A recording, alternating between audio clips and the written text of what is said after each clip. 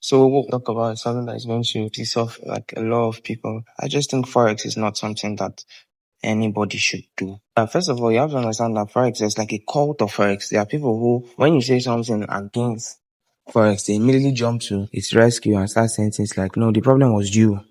The problem was not actually Forex. The problem was that you did not do this or you did not do that. Or they never want to see Forex as the issue.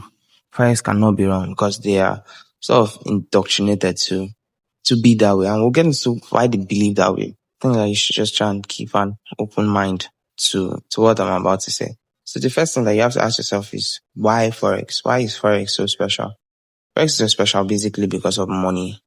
There's lots of money inside it, figuratively. And lots of people want a piece of that pie. That's why people do Forex. Nobody does. It's rare to see someone who does Forex for the love of trading and for the love of finance. They just see it as an easy way to make money. Most people start doing Forex from a place of, I need money. What is the fastest way that I can make money? And if that does not sound like a red flag to you already from the beginning, I believe that as the video goes on, you understand why that is a red flag. So basically, it starts from the point of, I need money. What is the cheapest way to make money? And this is not the first time that something like this is coming up. Since the dawn of the internet, there have been lots of people looking for cheap ways to make money. OnlyFans, drop shipping people, and those, you just get rich quick scheme type people. And another thing that you have to know is that they have this religious following to certain figures who they see living a flashy lifestyle once again on the internet, or it could even be a friend that they know. And then they tell them, especially in Africa here, when you see them living that flashy lifestyle, they tell you that what they did is Forex. But the truth of the matter is that most of these people are scammers. And that's one of the reasons why they are marketing their lifestyle to you. Because they know that the reason why you want to do it is because of money. So they're trying to market that lifestyle to you to believe that, it's the game. Like, look like what you have in order to get it. So they look like they are successful. And then you want to be successful. So they tell you, okay, this is how I am successful. It's by you buying my calls. It's by you following my trading tips and the rest of that. And just apart from them trying to sell you their course, most of them are scammers. But it's not like you can ask a thief what a thief is doing and a thief will confidently tell you he's a thief. No. A thief will have to tell you he's into something else. Back in the day in Nigeria, it was importing and exporting. Most of them will tell you that they are into exporting and importing. Nowadays, it's either they tell you they're into Forex or they tell you they're into crypto, because that will explain their sudden wealth.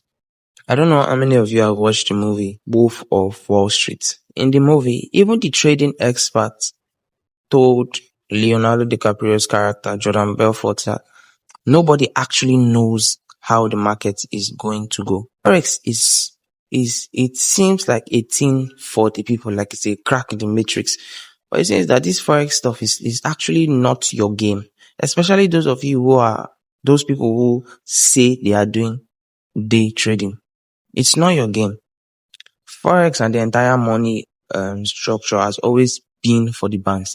We know it's $1 billion industry, but who makes the $1 billion? It's not individuals.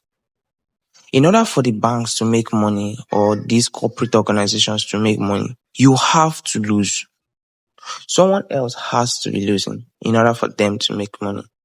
And in this case, the people who are losing usually are, using the movie once again as an example, you see that Jordan Belfort made lots of money when he was selling shitty stock to other people, meaning those people were losing money, right? In Forex, in order for those big corporations and the rest to make money, other big corporations have to lose money, other governments have to lose money, or other individuals. George Soros, he's actually a billionaire now. And how he made money was that he literally ran the British economy to the ground by selling lots of the currency that he had with him for a particular company anyways. But basically, he made lots of money because this country's economy went down to the ground. That's the issue with Forex. In order for them to win, you have to lose. There are some people who tell you things like they've cracked the secrets and they can't lose. Tell you that's just a marketing pitch. Most of them most of them will lose more. And the reason why you fall for it is because they sort of try to tell you that Forex is like blood money, where you just keep having piles of money. But that is not how it works. And for you to have that amount of money, someone else needs to be losing massively.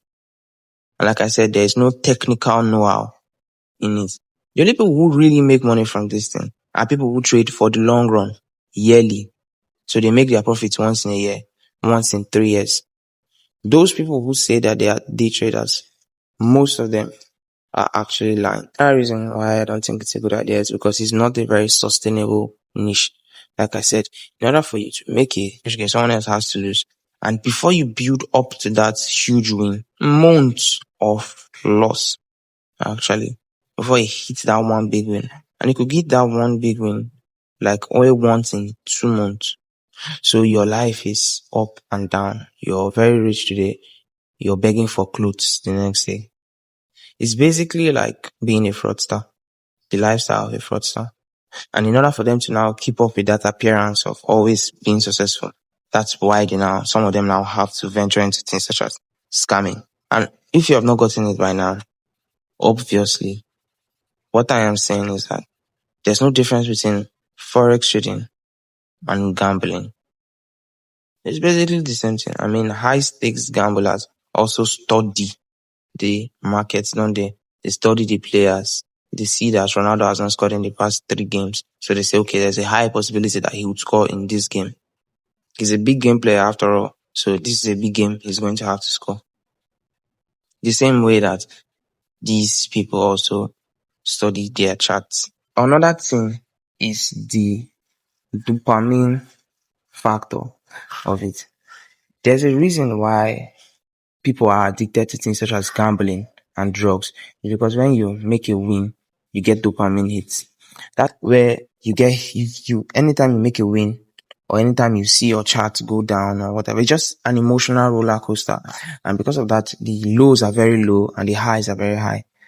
So before you know it, you get hooked up on dopamine. That's why lots of bank owners and bank people and lots of them are hooked up on substances, on drugs, and the rest. Is because the lows are very low and the highs are very high. So you get addicted to that circle of always constantly seeking, the next high, the next rush, the next adrenaline boost. It's just toxic.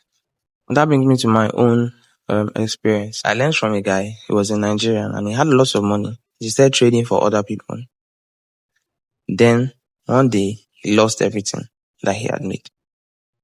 Despite his years of experience, he lost everything. He ended up losing 300, 200 million naira. And everybody was looking for him. They were basically looking for him to kill him. They tried to I think they tried to kidnap his mom. They tried to kidnap him. Like he just ran